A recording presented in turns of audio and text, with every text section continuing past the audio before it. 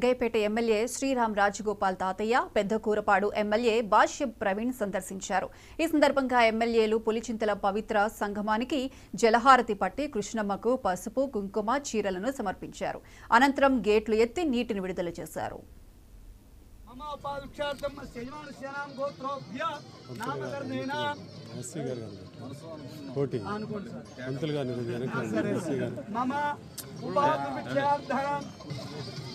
అదేవిధంగా ఇటుపక్క ఎన్టీఆర్ జిల్లాని కలుపుతూ కృష్ణానది మీద ఇటువైపు ముత్యాల ఇటువైపు మాదిపాడు గ్రామాల మీదుగా కృష్ణానది ఐలెవెల్ బ్రిడ్జ్ ఒకటి 60 కోట్లతో నాబార్డు నిధులతో శాంక్షన్ అయింది.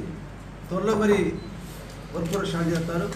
మరి ఈ ప్రభుత్వం వచ్చిన తర్వాత ఇక్కడ పనులు కూడా ఆపకుండా ఏదో గత ప్రభుత్వాలు శాంక్షన్ చేశారు, గత ప్రభుత్వం ప్రపోజల్ చెప్పి ఆలోచన లేకుండా ప్రజలకు అవసరమైనటువంటి ఏదైతే ఉన్నాయో ప్రతిపాదనలు ఎవరు చేసినా సరే పనులు ఆకూడదు. మా నాయకుడు చంద్రబాబు నాయుడు గారు ప్రజల అవసరాలు ఏమైంది 2 జిల్లా కనెక్ట్ అవ్వడం వల్ల అందరికీ చాలా మేలు జరుగుతుంది అనే ఉద్దేశంతో ఈ ప్రాజెక్ట్ ఈ బ్రిడ్జిని త్వరలో శంకుస్థాపన చేసి పనులు మొదలు పెడతారు.